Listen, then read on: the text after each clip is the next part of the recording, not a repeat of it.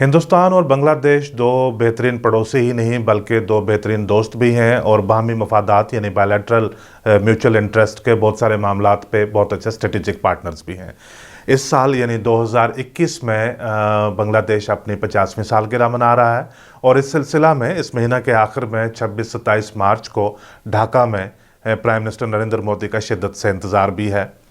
लेकिन कुछ ही हफ्ते पहले प्राइम मिनिस्टर साहब के दौरा के कुछ ही हफ्ते पहले एक ऐसा इशू, एक मामला इरप्ट हो गया दो मुल्कों के दरमियान, जो अपने नज़र इस तरह से आ रहा था कि ये कहीं एक डिप्लोमेटिक क्राइसिस ना बन जाए। और ये प्राइम मिनिस्टर के वहाँ जाने के मौका के ऊपर अगर ऐसा एक बदज़ेब सा मामला बन जाता है तो दोनों मुल्कों के लिए ज़ाहिर है अच्छी बात नहीं है। इसकी नौइयत, इसकी सेंसिटिविटी इतनी थी कि इसको रिजॉल्व करने के लिए कुछ दिन पहले हमारे फॉरेन मिनिस्टर सुब्रमण्यम जयशंकर वो कुछ घंटों के दौरा के लिए ढाका गए। बाकी भी प्राइम मिनिस्टर के जाने के पहले जो प्रोटोकॉल्स होते हैं, SOPs होते हैं, उनके बारे में उन्होंने बातचीत की होगी, लेकिन ये एक इशू था, इसको वो रिजॉल्व करना चाहते थे। ये मामला बहुत छोटा था लेकिन इसकी नौइयत बहुत बड़ी भी हो सकती है। ये एक रोहिंग्या रेफ्यूजीज़ के रिलेटेड इशू था। मेरे ख्याल से जो रोहिंग्या रेफ्यूजीज़ का मामला है ये 21वीं सदी का एक सबसे बड़ा ह्यूमैनिटेरियन क्राइसिस है। हमारे जम्मू कश्मीर में भी 2 दिन से इसके बारे में कुछ बातचीत हो रही है। इसके कुछ 2-3 एस्पेक्ट्स के बारे में मैं बात करूंगा आज। मेरा नाम ज़फ़र चौधरी है। पहले मैं ये बता दूं कि इंडिया और बांग्लादेश के दरमियान क्या हुआ। कुछ हफ्ते पहले बांग्लादेश के कोस्टल एरिया से, चिटागोंग एरिया से एक किश्ती में सवार होकर लगभग 90 लोग जो रोहिंग्या रेफ्यूजीज़ थे वो वहाँ से चल दिए समुद्र में। ये किश्ती बहुत ख़राब थी, एक फ़िशिंग बोट थी ये, उसमें ये चल दिए। इनकी मंजिल क्या इन्होंने तय की हुई थी कि हिंदुस्तान के किसी हिस्सा की तरफ आना चाहते थे या थाईलैंड की तरफ जाना चाहते थे, इस बात का अभी तक पता नहीं है। लेकिन कुछ 100 मील चलने के बाद किश्ती में कोई टेक्निकल स्नैग आ गया, किश्ती का जो इंजन है वो ख़राब हो गया। अब समुद्र की एक अपनी ज़ुबान होती है, जब वहाँ पे कुछ इस किस्म का क्राइसिस आ जाता है तो एक SOS अलर्ट, एक एमरजेंसी अलर्ट है, वो दिया जाता है। वो अलर्ट जो है, जो नज़दीक तरीन इंडियन कोस्ट गार्ड की जो टुकड़ी थी उन्होंने सुन लिया और वो इमीडिएटली चले गए उनको रेस्क्यू करने के लिए। इन्होंने जाके उस किश्ती को रेस्क्यू कर लिया और उसमें से जितने लोग थे उनको निकाल लिया। लेकिन जब तक इंडियन कोस्ट गार्ड इनको रेस्क्यू करते, यानी जब तक ये सफ़र तय करके वहाँ तक पहुँचते जहाँ ये किश्ती ख़राब हुई है, तब तक 90 लोगों में से 8 लोग भूख की वजह से या डिहाइड्रेशन की वजह से मर चुके हुए थे और एक शायद समुद्र में छलांग लगा चुका हुआ था। बाकी रह गए 81 लोग। इन 81 लोगों को लेकर इंडिया का जो कोस्ट गार्ड है, आप क्योंकि समुद्र में आप खड़े हैं, फैसला लेना है आपको इमीडिएटली कि जाना किस तरफ है, आप कहाँ लेकर इनको जाएंगे। तो लिहाजा इनको लेकर अभी के, क्योंकि रेस्क्यू ऑपरेशन ही था, इनको लेकर एक अंडमान निकोबार नाम की एक यूनियन टेरिटरी है जम्मू कश्मीर की तरह, लेकिन टापू है, छोटा सारा समुद्र में है, वहाँ पे अंडमान में वो ले गए और कोस्टल एरिया में कहीं पे जाकर उनको रख दिया और बांग्लादेश को इतला दी कि आपके 81 लोग जो हैं ये हमारे यहाँ पे हैं, हमने इनको रेस्क्यू करके लाया है, इनको हम वापस आपके पास पहुंचाना चाहते हैं, आप आकर ले जाइए या हम इनको पहुंचा देते हैं। बांग्लादेश ने कहा ये तो हमारे लोग हैं ही नहीं है, हम तो इनको वापस ले नहीं सकते। इन्होंने कहा कि किश्ती आपकी थी, लोग जो हैं वहाँ से आपके कोस्टल एरिया से चलकर आए हैं, लिहाजा जिम्मेदारी आपकी बनती है कि आप इनको वापस लें। बांग्लादेश ने कहा आप इनके कागजात चेक कीजिए। इन्होंने, इंडियन जो अथॉरिटीज़ हैं, इन्होंने कागजात चेक किए तो उनके पास जो 81 लोग हैं उनमें से 47 लोगों के पास कागजात पाए गए जो United nation commission for human rights, यानी जो रेफ्यूजी एजेंसी है यूनाइटेड नेशन की, उनकी मोहर लगी हुई है। वो बाकायदा दस्तावेज़ात हैं जो लिखते हैं कि ये म्यांमारीज रेफ्यूजीज़ हैं। तो अब इन्होंने कंफर्म किया कि ये हैं म्यांमारीज रेफ्यूजीज़ हैं जो कई सालों से बांग्लादेश में रह रहे हैं। वो कहते हैं कि ये कई सालों से बांग्लादेश में तो रह रहे हैं लेकिन ये हमारे सिटीजन्स नहीं हैं, आप इनको म्यांमार ले जाइए। अब म्यांमार में हिंदुस्तान इनको लेकर जा नहीं सकता क्योंकि म्यांमार पहले ही रोहिंग्यास को अपना सिटीज़न मानता ही नहीं है, इनको नॉन स्टेट डिक्लेयर किया हुआ है। ये 1940 से मामला चलता आ रहा है, लेकिन 1980 में उन्होंने इसको और मजबूत किया, अपने जो अमेंडमेंट्स कॉन्स्टिट्यूशनल करके डिक्लेयर किया कि ये हमारे सिटीजन्स नहीं हैं। और जो मोस्ट रिसेंट वहाँ पे सेंसस हुआ 2014 और 16 के दरमियान, उसमें ये खाना ही नहीं उन्होंने रखा कि रोहिंग्यास को इंक्लूड करने का, वो खाना ही नहीं रखा, लिहाजा म्यांमार उनको अपना मानता ही नहीं है। अब इंडिया के पास इस किस्म की कोई कानूनी जवाजियत या कोई इंटरनेशनल एग्रीमेंट नहीं है कि वो म्यांमार पर जाकर प्रेशर डाल सकें कि ये आप इनको वापस ले लीजिए। इसी दौरान जब ये बात चल रही थी इंडिया और बांग्लादेश के दरमियान डिप्लोमेटिक चैनल्स के थ्रू, तो बांग्लादेश के जो फॉरेन मिनिस्टर हैं वो उन दिनों में यूनाइटेड स्टेट्स में थे। वहाँ पे उनको जो अखबार नवीस हैं उन्होंने पूछा कि ये क्राइसिस आपका बना हुआ, आप इसको रिजॉल्व क्यों नहीं करते।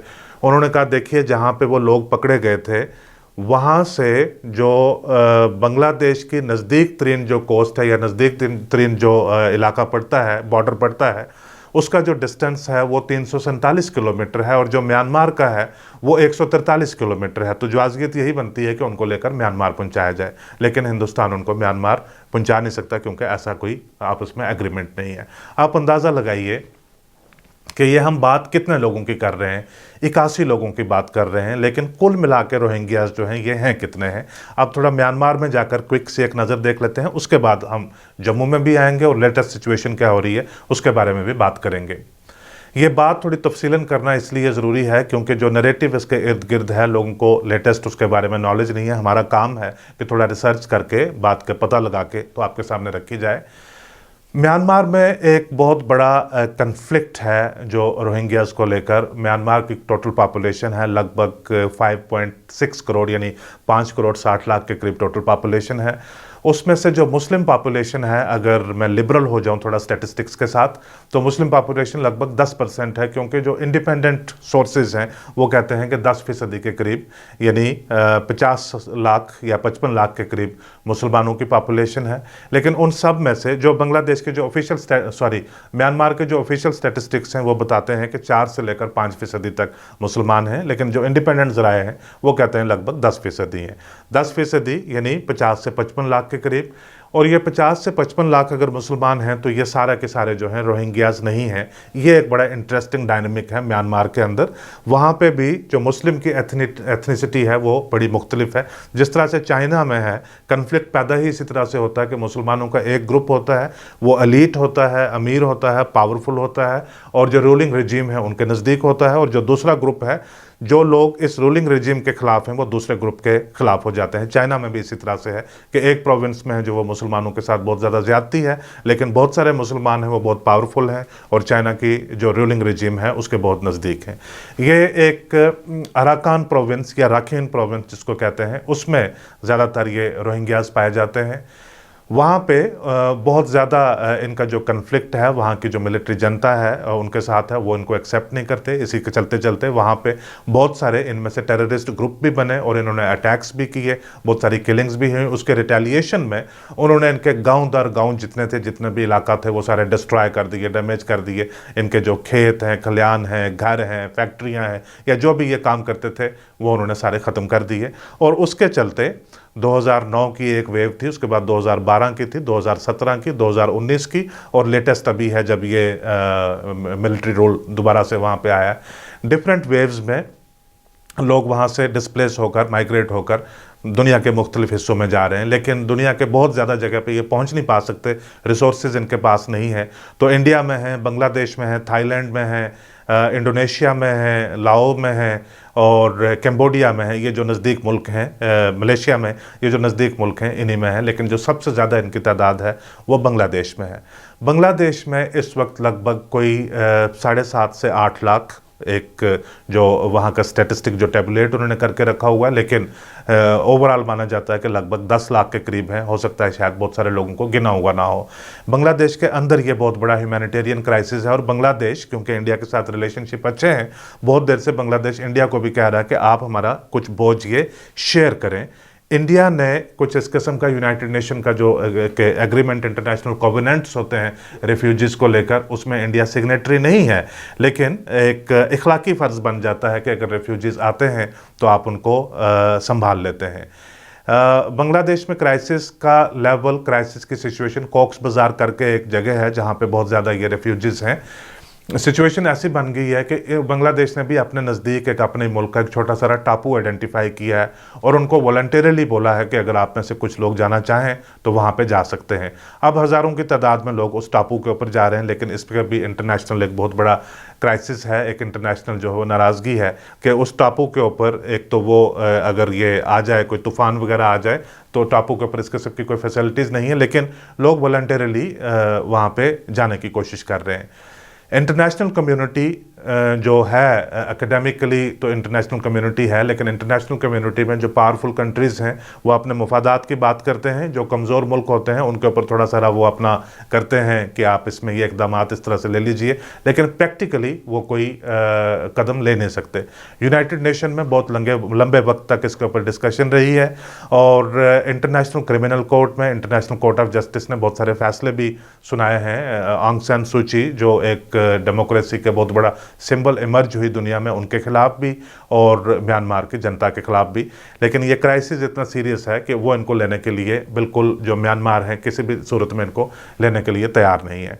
अब हम ये जो यहाँ पे हिंदुस्तान में जो इनकी सिचुएशन है, हिंदुस्तान में माना जाता है कि लगभग 40,000 के करीब रोहिंग्या रेफ्यूजीज़ हैं। जम्मू में है, मेवात में है, हरियाणा में, दिल्ली में, जयपुर में, चेन्नई में, हैदराबाद में, इस तरह से करके 6-7 शहरों में, और ऑब्वियसली कलकत्ता के वेस्ट बंगाल के मुख्तलिफ शहरों में ये रेफ्यूजीज़ पाए जाते हैं। इनमें से तकरीबन 11 से 12,000 ऐसे लोग हैं जो जिनके पास रेफ्यूजी स्टेटस है। रेफ्यूजी स्टेटस यानी United nation human right commission, refugee agency जो है, उन्होंने इनको इजाज़त दी हुई है, उन्होंने कार्ड्स बनाकर दिए हुए रहने के लिए। लगभग 3,000 के करीब ऐसे लोग हैं जिन्होंने असाइलम के लिए अप्लाई किया हुआ है। 500 के करीब ऐसे लोग हैं जिनको इंडियन गवर्नमेंट ने time to time long term visas दिए हैं। लॉन्ग टर्म वीज़ाज़ का मतलब ये होता है कि आप यहाँ पे रहकर यहाँ की फैसिलिटीज़ को आप एक्सेस कर सकते हैं। लेकिन ज़्यादातर लोग जो हैं वो जो फ्रेश वेव्स हैं पिछले 4-5 साल के अंदर हुई हैं, जो उसमें आए हैं और उनके पास प्रॉपर डॉक्यूमेंट्स नहीं हैं। बड़ी हैरानगी की बात है कि जो रखीन स्टेट है, गूगल हमें बताता है, गूगल से अगर हम मैपिंग करते हैं तो 2300 कुछ किलोमीटर जम्मू से उसका फासला पाया जाता है। लेकिन ये 2300 कुछ किलोमीटर, क्योंकि हमारे पास प्रॉपर रूट्स नहीं है, आप कौन सा रास्ता अख्तियार करके जम्मू से आप दिल्ली जा रहे हैं, दिल्ली से आप कहाँ जा रहे हैं, कलकत्ता जा रहे हैं, वहाँ से आप किधर जा रहे हैं, कौन सा रास्ता से आप वो पहुँच कर जाएंगे, तो वो एक अलग बात है। तो ये रफली एक 2300 किलोमीटर बताता है कि ये इतना फासला है। और इनको कैसे पता चला वहाँ पे ज़ुबान का नहीं, कल्चर नहीं, बात वो समझ नहीं सकते जो वहाँ की जो लोकल लैंग्वेज है। अब तो यहाँ पे जम्मू में जितने भी पकड़े गए, जितने भी यहाँ पे देखे गए, वो तो सारे उर्दू बोलते हैं, हिंदी बोलते हैं या लोकल लैंग्वेज भी समझ लेते हैं वो। लेकिन वो तब वहाँ से जम्मू में कैसे आए, किस तरीके से आए और कब से आए, इसमें मेरी एक बड़ी कॉम्प्रिहेंसिव रिसर्च है, जो क्योंकि हाल में मैं सारा देख रहा हूँ, इसके ऊपर जितनी कमेंट्री वगैरह आ रही है जो वहाँ तक जाती नहीं है। बड़े वसूख के साथ मैं ये कहता हूँ कि 1982 में, लगभग 49 साल पहले, पहली FIR जम्मू के एक थाने में दर्ज हुई है रोहिंग्या फैमिली के खिलाफ, जो कानाचक सेक्टर से जम्मू से पार करते हुए पाकिस्तान जाने की कोशिश कर रहे थे। तो लिहाजा मैं ट्रेस करता हूँ कि 45-50 साल का ये एक सिलसिला है जब से ये जम्मू के ज़रिए जम्मू में आ रहे हैं और जम्मू के ज़रिए यहाँ से क्रॉस करके पाकिस्तान जा रहे हैं। जम्मू में क्यों आ रहे हैं, वो एक बड़ी वजह थी। हुआ ये कि 1971 से पहले जब बांग्लादेश नहीं बना था तो ईस्ट पाकिस्तान और वेस्ट पाकिस्तान के दरमियान आने जाने का रास्ता लीगल भी और इलीगल भी जो है वो हिंदुस्तान के ज़रिए होता था। जो इलीगल रास्ता, क्योंकि जो हमारा जम्मू कश्मीर का बॉर्डर है ये सारा पोरस था, यहाँ पे स्मगलिंग भी हुआ करती थी, यहाँ पे आर्म्स भी पाकिस्तान की तरफ से आए थे और कई किस्म की घुसपैठ यहाँ पे हुआ करती थी। उसकी वजह से बहुत सारे नोटोरियस क्रिमिनल्स, नोटोरियस स्मगलर्स और जो बॉर्डर क्रॉस करवाने वाले लोग, जो पैसे लेकर बॉर्डर क्रॉस करवाते थे, ऐसे बहुत सारे लोग एग्जिस्ट किया करते थे। ये बहुत रिसेंटली, यानी पिछले 15-20 साल के अंदर जब ये तारबंदी वगैरह हुई है और जब लाइन ऑफ कंट्रोल के ऊपर पिछले 25 साल के दौरान जब बहुत ज़्यादा ये फायरिंग वगैरह, जो सीज़ फायर की वायलेशन है, सीज़ फायर तो तब थी नहीं, लेकिन जो फाइटिंग है एक दूसरे के दरमियान हुआ करती थी, उसके चलते जाकर थोड़ी सारी इसमें रोकथाम हुई है। पहले जो आना जाना, यानी जो बोवैन स्मगलिंग तक बहुत ज़्यादा इन बॉर्डर से हुआ करती थी। ये मेरी फेयर असेसमेंट है कि बांग्लादेश से बहुत सारे लोग आया करते होंगे, जो यानी ईस्ट पाकिस्तान से वेस्ट पाकिस्तान में जाने के लिए सबसे बेस्ट पॉसिबल शायद यही रास्ता रहा होगा।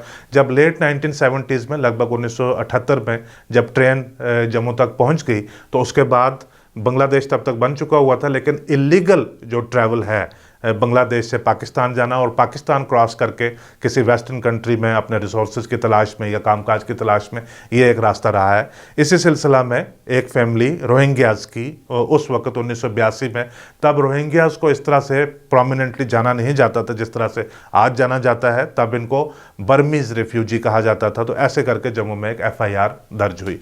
तो उसके बाद बहुत सारी जो फर्दर रिसर्चेज हैं, फर्दर जो इसमें लोगों ने खोज की है, हमसे पहले भी जिन लोगों ने देखा है, वो कहते हैं कि हिंदुस्तान के बाकी शहरों के बनिस्बत इनको जम्मू में माहौल बेहतर मिला कि एम्प्लॉयमेंट, कहीं पे काम करने का मौका अच्छा मिल जाता था।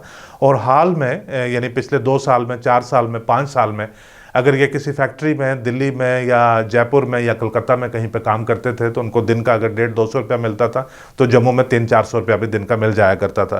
तो एक फैमिली होती है, वो मैसेज पीछे भेजती है, उसके सिलसिले में लोग यहाँ पे आ जाते हैं। तो ऐसे करते करते लगभग 1600-1700 फैमिलीज पाई गई हैं ऑफिशियल स्टैटिस्टिक्स के मुताबिक, और कुल मिला के जो इनकी पॉपुलेशन है वो 6000 से 6500 के करीब है, ये जो ऑफिशियल स्टैटिस्टिक्स है।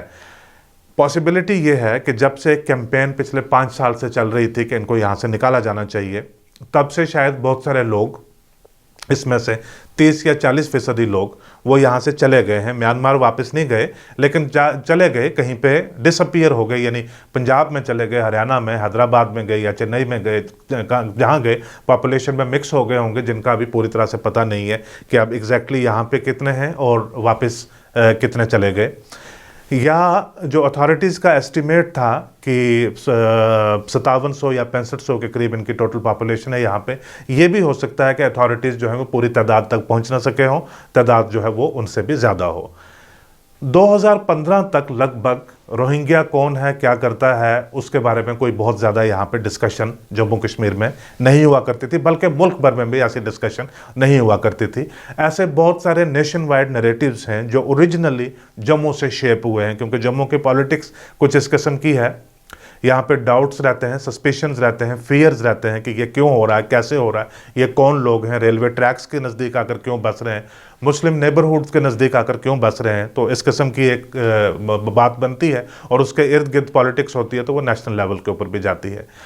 मुझे एग्जैक्टली याद है, ये मामला सेंसिटिव है, लेकिन एग्जैक्टली हुआ क्या था कि जो वेस्ट पाकिस्तानी रेफ्यूजीज़ को लेकर एक बड़ा अनफॉर्चुनेट सिचुएशन रही है कि 1947 से वो जो एक म्यूचुअल क्राइसिस है उसका वो हिस्सा रहे हैं, जो ट्रेजेडी इंडिया और पाकिस्तान के पार्टीशन की है उसका वो हिस्सा रहे हैं। और जितनी भी तकलीफ़ें, जितने भी दर्द उस पार्टीशन की वजह से जम्मू कश्मीर में या हिंदुस्तान या पाकिस्तान के मुख्तलिफ हिस्सों में अगर लोगों ने देखी हो, जो वेस्ट पाकिस्तानी रिफ्यूजीज जम्मू में आकर बसे, वो उसका हिस्सा रहे मुसलसल, और फिर हमारे सोशल फैब्रिक का वो हिस्सा बन गए। उन्होंने 50 साल, 60 साल, 65 साल ज़िंदगी यहाँ पे गुजारी, लेकिन वो राइट्स जो जम्मू कश्मीर के आम शहरियों को मिलते थे, वो राइट्स उनको कभी भी नहीं मिले। उन राइट्स के ऊपर हमेशा अपोजिशन होती रही है, यानी उनको यहाँ की शहरियत नहीं मिली, यहाँ पे उनको स्टेट सब्जेक्ट नहीं मिला, यहाँ पे उनको बाकी फैसिलिटीज़, एक्सेस टू डिफरेंट जो फैसिलिटीज़ जो स्टेट दे सकती है वो नहीं मिली। और इसके ऊपर हमेशा सबसे बड़ी बहस यही रहती थी कि अगर इनको स्टेट सब्जेक्ट दे दिया गया तो ये जो हमारा पॉपुलेशन डेमोग्राफी है उसमें तब्दीली आ जाएगी, उसमें इम्बैलेंस हो जाएगा। इम्बैलेंस का मतलब ये कि जो मुस्लिम प्रपोर्शन है पॉपुलेशन का वो घट जाएगा और हिंदू प्रपोर्शन है वो बढ़ जाएगा। लेकिन जो एक ह्यूमैनिटेरियन क्राइसिस उसके पीछे है, इसको मुसलसल ओवरलुक किया गया। ये भी एक हिस्सा था 5 अगस्त 2019 का कि जो सारी चीज़ें इकट्ठी होकर वहाँ तक पहुँची। ये 2015 में सेंट्रल गवर्नमेंट ने कुछ डायरेक्टिव्स इशू किए कि इनको कुछ फैसिलिटीज़ प्रोवाइड करने के लिए, सर्टिफिकेट्स इशू करने के लिए, ताकि डिफरेंट किस्म की फोर्सेस में या बाकी जो इदारे हैं उनमें उनको नौकरियां वगैरह मिल जाएं। उसको लेकर बहुत बड़ा पॉलिटिकल क्राइसिस जो है वो एक जम्मू कश्मीर में बना, खास करके कश्मीर में, क्या मेन स्ट्रीम पॉलिटिकल पार्टीज़ हों या सेपरेटिस्ट पॉलिटिकल पार्टीज़ हों, उन्होंने इसको वेहमेंटली अपोज किया। जब उन्होंने अपोज किया तो एक जो अलायंस, एक कोलिशन जम्मू कश्मीर में थी, वो एक इतनी सेंसिटिव थी, कि कितनी पेचीदा थी कि एक बड़ा मैंडेट पीडीपी के पास है कश्मीर से, बड़ा मैंडेट बीजेपी के पास है जम्मू से। दोनों ने एक दूसरे के एस्पिरेशंस को एड्रेस करने के लिए अलायंस तो ज़रूर बना लिया, लेकिन जो दोनों के इलेक्टोरेट हैं, जो दोनों की कोर कॉन्स्टिट्यूंसी है, वो अपनी ही पार्टियों से बहुत ज़्यादा नाराज़ होगी कि ये आप आपस में कैसे मिल गए। तो असेंबली में भी जब डिस्कशन होने लगी और असेंबली के बाहर भी डिस्कशन होने लगी, तो तब बीच में बातें आई कि आप यहाँ तक देखिए कि जो 67-68 साल से जो लोग हमारे सोशल फैब्रिक का हिस्सा है, हमारे साथ रह रहे हैं, उनको फैसिलिटीज़ नहीं मिल पा रही हैं, उनको स्टेट सब्जेक्ट्स नहीं मिल रहे हैं। लेकिन एट द सेम टाइम ये रोहिंग्या रेफ्यूजीज जो हैं, ये सारे के सारे मुसलमान हैं, ये यहाँ पे फैसिलिटीज़ तो कुछ ज़्यादा नहीं एंजॉय कर रहे थे। जैसे किसी का खाली प्लॉट है, उसमें उन्होंने झुग्गी बना ली, तो प्लॉट वाले को 1500-2000 रुपया महीने का वो देते थे उसकी ज़मीन का किराया, और जो प्लाट का ओनर है वो अपने नाम से बिजली का कनेक्शन ले लेता था या इलीगल कुंडी डाल देते थे, तो 400-500 रुपया साथ में बिजली का भी देते थे। लिहाजा कहने की बात यह है कि रोहिंग्यास जो भी छोटी मोटी उनको फैसिलिटीज़ है म्यांमार से बेहतर वो तो यहाँ पे उनको मिली। लेकिन ये एक नैरेटिव इस किस्म का बन गया, क्योंकि रोहिंग्यास की पोजीशन यहाँ पे बहुत ज़्यादा ख़राब नहीं थी। बहुत सारी जो गवर्नमेंटल ऑर्गेनाइजेशन भी और नॉन गवर्नमेंटल ऑर्गेनाइजेशन भी, नन ऑफ देम ऐसी कोई जो है, जिस तरह से आज बताया जा रहा है, नैरेटिव बिल्ड किया जा रहा है, ऐसी कोई ऑर्गेनाइजेशन जो मुस्लिम एक्सक्लूसिव या कश्मीर एक्सक्लूसिव रही हो, जिन्होंने कोई मदद फ्राहम की हो, प्रोवाइड की हो रोहिंग्यास को, ऐसी नहीं। NGOs जो मेन स्ट्रीम NGOs हैं, काम करती हैं, उन्होंने भी बहुत सारी एड उनको, हेल्थ केयर की चीज़ें, पर्सनल हाइजीन की चीज़ें, राशन, स्कूल, ट्यूशन, छोटी मोटी जो हैं, ये सारी उनको मदद दी। लेकिन तब एक बहुत बड़ा एक नैरेटिव यहाँ पे बिल्ट हुआ। कुछ लोकल पॉलिटिकल पार्टीज़ ने, इंक्लूडिंग BJP और पैंथर्स पार्टी और बाकी पार्टीज़ ने, इन्होंने एक कैंपेन चलाई कि रोहिंग्यास को यहाँ से। फिर उसके बाद जो बाकी इदारे हैं, जैसे चैम्बर ऑफ कॉमर्स है और इंस्टीट्यूशंस हैं, इन्होंने भी स्टेटमेंट, शहर में होर्डिंग्स आई, अखबारात में पूरे फ्रंट पेज की एडवर्टीजमेंट्स आने लगी कि रोहिंग्यास को निकालो, क्योंकि ये मामला इमोशनल था कि एक तरफ वेस्ट पाकिस्तानी रेफ्यूजीज़ के बारे में बात करना एक्सेप्टेबल नहीं थी और दूसरी तरफ ये लोग बैठे हुए थे। ये कम या ज़्यादा कहीं ना कहीं थोड़ा थोड़ा करके जाता रहा। फिर ये नेशनल लेवल के ऊपर भी, हरियाणा में भी लोगों ने सुना, राजस्थान में भी सुना, दिल्ली में भी सुना, और वहाँ से भी रोहिंग्यास की बात आने लगी कि भाई ये तो फॉरेन नेशनल्स हैं। उसके बाद मुल्क में कुछ कवानीन भी बने, और फिर उस वक्त के होम मिनिस्टर राजनाथ सिंह साहब, इन सब ने कहा कि हम इनको डिपोर्ट करने का प्लान बनाएंगे, और एक सुप्रीम कोर्ट में पिटीशन भी गई। अब डिपोर्ट करने में दिक्कत है कि जिस मुल्क में आपने इनको पहुँचाना है, क्या वो मुल्क उनको एक्सेप्ट करने के लिए तैयार है या नहीं है। अभी जो लेटेस्ट यहाँ पे डेवलपमेंट हुई है वो ये हुई है कि सैटरडे को अचानक कहा गया कि कुछ लोगों को MS स्टेडियम में बुलाया गया, और पॉसिबली शायद उनको समझ इस तरह से आई या उनकी नेबरहुड में लोगों को इस तरह से समझ आई कि उनको किसी वैक्सीनेशन के लिए बुलाया जा रहा है। वहाँ पे लिया और वहाँ से बसों में उनको बिठा के कोई 150 के करीब जो मेल मेंबर्स थे, उनके मर्द थे जो, उनको ले गया हीरानगर में एक सब जेल को खाली करके उसको एक होल्डिंग सेंटर बना दिया गया। होल्डिंग सेंटर में आप किसी को रखते हैं इन एंटिसिपेशन ऑफ डिपोर्टेशन, या किसी को डिपोर्ट किया जाना है उससे पहले आप होल्डिंग सेंटर में रखें। एक यहाँ पे प्रॉब्लम है हमारे जम्मू कश्मीर में पिछले कुछ सालों से कि आप किसी से पूछ कर कोई जवाब नहीं हासिल कर सकते कि मामला क्या है। इसके साथ रिलेटेड, इस प्रोसेस के साथ रिलेटेड जितने भी लोगों तक हमने पहुंचने की कोशिश की, सब ने ये कहा कि हमें कोई पता नहीं है, हमें जितनी जितनी हिदायत हमें मिलती जा रही हैं उतनी उतनी हिदायत जो है वो हम पूरी करते जा रहे हैं, मज़ीद हमें कोई पता नहीं है। हुआ क्या है कि जो मेल मेंबर्स वहाँ पे चले गए, औरतों को कोई पता नहीं उन्होंने वापस आना है या नहीं। 2 साल के, 1.5 साल के, 6 महीने के या 4 साल के, 5 साल के बच्चे हैं, उनको कोई समझ नहीं है मज़ीद क्या होना है, आगे क्या होना है। अगर ये 6000 हैं या 6500 हैं, वो सब के सब को क्या डिटेंशन सेंटर में या होल्डिंग सेंटर में ले जाया जाएगा, या उनकी सिर्फ स्क्रीनिंग करके आइडेंटिफाई करके कहीं पे रखा जाएगा, जब हालात माकूल हों तो वहाँ पे उनको वापस पहुँचाया जाए, या क्या उनके साथ फैसला किया जाए, ये इसके बारे में कोई पता नहीं है। एक चीज़ मेरे जहन में आती है अपने मुल्क के बारे में कि हिंदुस्तान एक बहुत बड़ी सिविलाइजेशन है, एक इस किस्म का मुल्क है जो एक व्हाट्सएप, फेसबुक स्टेटस या एक व्हाट्सएप मैसेज नहीं है, एक व्हाट्सएप फॉरवर्ड नहीं है। India is a very big country. ये वो मुल्क है जहाँ पे मेरे ख्याल से दुनिया में इतना एनिमल राइट्स एक्टिविज़म किसी जगह आपको नहीं मिलेगा जितना हिंदुस्तान में है। बर्ड्स के हकूक़ का जितनी जो ध्यान हिंदुस्तान में रखा जाता है, इतना शायद दुनिया में और कहीं ना रखा जाता होगा। जहाँ पे जानवरों और परिंदों तक का ध्यान रखा जाता है, वहाँ पे इतनी इनसेंसिटिविटी जो है वो इनके साथ, एक ह्यूमन बीइंग्स के साथ, इंसानों के साथ उसकी तवक्को नहीं की जा सकती। शायद जो अथॉरिटीज़ हैं नीचे, इनको पूरी तरह से ये अगर ये डिफ़ाइन कर लिया जाता है कि इनका करना क्या है, जो बाकी लोग हैं, बच्चे हैं, उनकी बीवियां हैं, औरतें हैं, उनको क्या करना है। अब जनरली इंडिया का जो है स्टैंड पॉइंट है इनके साथ, रेफ्यूजीज़ के साथ, उसमें भी एक नैरेटिव है, वो बहुत नेगेटिव नैरेटिव है, बहुत नेगेटिव डिस्कशन। यानी जब प्रशांत भूषण अपनी पिटीशन लेकर गए सुप्रीम कोर्ट में, तब भी उसमें ये बात की गई। और जम्मू कश्मीर हाई कोर्ट में एक पिटीशन है जिसमें जो लेटेस्ट सुनवाई है वो 13 फरवरी को हुई थी, जब कोर्ट ने कहा था कि आप अपना बताइए हमें जो लेटेस्ट स्टेटस है उसकी रिपोर्ट हमें दे दीजिए 1 महीने के अंदर, जो 13 मार्च को 1 महीना हो रहा है।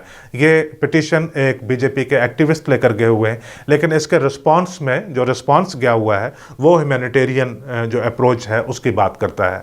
और मुल्क में क्रिटिसिज्म हुआ कि, और इंटरनेशनल प्रेस जो है आज बहुत ज़्यादा, आप किसी भी इंटरनेशनल मीडिया आउटलेट में आप जाकर देखें वो इंडिया का क्रिटिसिज्म हो रहा है उसमें।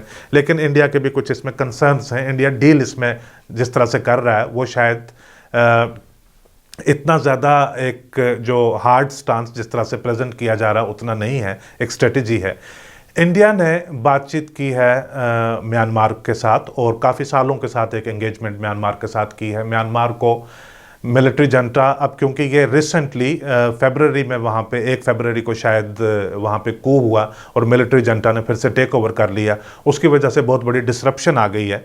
लेकिन जो ऑलरेडी डिस्कशन चल रही थी उसके मुताबिक इंडिया 2-3 चीज़ें कर रहा है। एक तो ये कि जो रखीन स्टेट है वहाँ पे इंफ्रास्ट्रक्चर डेवलपमेंट में म्यांमार के साथ मदद कर रहा है ताकि इन लोगों को वापस वहाँ पे रिसेटल किया जाए, रिहेबिलिटेट किया जाए।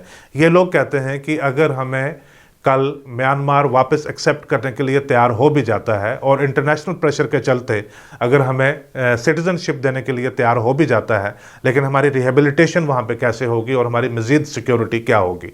रिहेबिलिटेशन का मामला ये है कि इनके घर वगैरह, दुकानें, खेत खलियान वगैरह जो है वो सारे डिस्ट्रॉय कर दिए गए हैं। ये एक इंटरनेशनली एक्सेप्टेड फैक्ट है कि कुछ नहीं छोड़ा है पीछे। इंडिया ने रिसेंटली 1500 स्कूल ही सिर्फ जो रखीन स्टेट है वहाँ पे अराकान प्रोविंस में जो 1500 सिर्फ स्कूल ही वहाँ पे बिल्ट किए हैं।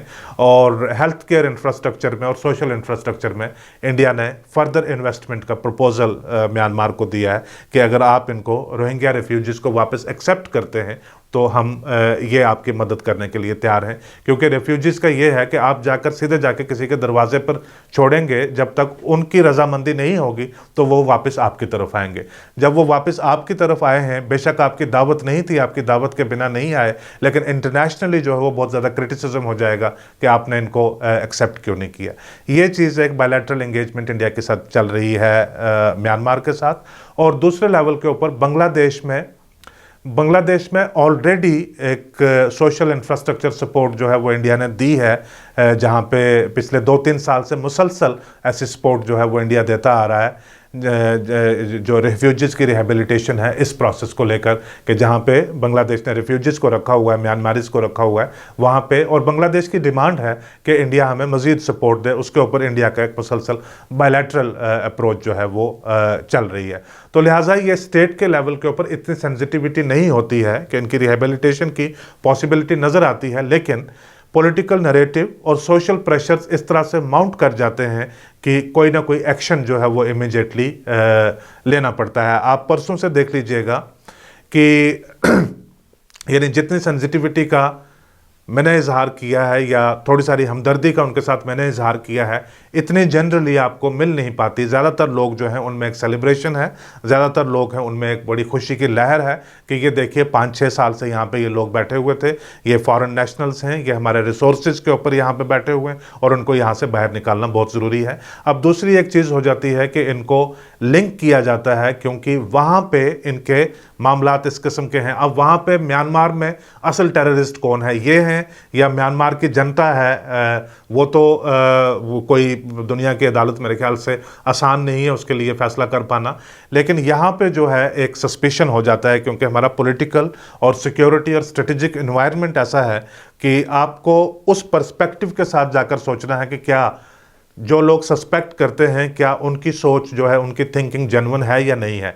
जब तक स्टेट से एक मैसिव अप्रोच करके उनके जो फियर्स हैं उनको क्लियर ना किया जाए तब तक ये सस्पिशन जो है वो ज़रूर रहता है। लेकिन अभी तक जो जनरली अगर मैं 50 साल की बात कर रहा हूँ तो 50 साल में तो शायद बहुत कम फैमिलीज़ जो हैं वो यहाँ पे पकड़ी गई होंगी या कहीं पे छुप गए होंगे 80s में या 90s में। लेकिन पिछले 20 साल में तो बहुत सारे लोग हैं जो यहाँ पे हैं, ओपनली हैं, जिनको सब यहाँ पे जानते हैं। इसमें टेररिज्म के किसी वाक़यात में, मिलिटेंसी के वाक़यात में बहुत बड़ा नुमायां रोल आज तक रोहिंग्यास का नहीं आया, लेकिन जो क्राइम है, ऑर्डिनरी क्राइम्स हैं, उनमें उनका रोल कई जगह पे पाया गया है। लेकिन जो इंडिया का क्रिमिनल जुडिशियल सिस्टम जो है वो इतना कॉम्पिटेंट है, वो अपने आप में इतना स्ट्रांग है कि वो ऐसे मामलों के साथ बड़े अच्छे तरीके के साथ डील किया जा सकता है। इन द एंड इसमें अगर थोड़ी सारी और बेहतर क्लैरिटी होती है, अगर गवर्नमेंट की तरफ से बयान आता है, गवर्नमेंट की तरफ से बताया जाता है कि प्रोसेस एग्जैक्टली है क्या है, क्योंकि अभी जो मैं भी बात कर रहा हूँ या अभी तक जो मीडिया में आपने बात सुनी है वो सारी ज़राए के हवाले से है और अंदाजे के हवाले से है। कुछ इन्फॉर्मेशन जो अपने लेवल के ऊपर आप गैदर कर रहे हैं, गवर्नमेंट से ऑफिशियल स्टेटमेंट जो है वो कोई नहीं है। मैंने एक दो ऑफिसरान के साथ बात करने की कोशिश की जो इसके साथ जुड़े हुए हैं, सारे प्रोसेस के साथ बड़े फ्रेंडली हैं, लेकिन उन्होंने कहा कि आपको इसमें ज़्यादा इंटरेस्ट लेने की ज़रूरत नहीं है, ये तो एक प्रोसेस चल रहा है, उसमें वो कर लिया जाएगा। इंटरेस्ट लेने की एक ज़रूरत है क्योंकि हम एक ऐसी सिविलाइजेशन का हिस्सा हैं कि जहाँ पे ह्यूमैनिटेरियन इंटरेस्ट को, ऐसी चीज़ों को हमेशा सुप्रीम रखा गया है। और अगर हमारे इर्द गिर्द एक इस तरह की डेवलपमेंट हो रही है, कम से कम जो हम लोग हैं जो मुल्क के अंदर रह रहे हैं, उस शहर के अंदर रह रहे हैं, हम तो सफिशेंटली एश्योर्ड होने चाहिए ना, हमें तो पता होना चाहिए कि अगला नेक्स्ट स्टेप क्या हो रहा है। विद दिस होप कि इन द एंड शायद गवर्नमेंट जो, क्योंकि मेरे पास इतलात हैं जिस तरह से मुझे समझ आ रही है कि इन द एंड गवर्नमेंट जो है वो इनको रिहेबिलिटेट, रीसेटल, म्यांमार के साथ एक सेटलमेंट में एंटर करके और बांग्लादेश के साथ मिलकर इनके लिए कोई तरीका शायद ढूंढ पाएंगे। आज का एपिसोड देखने के लिए आपका बहुत शुक्रिया।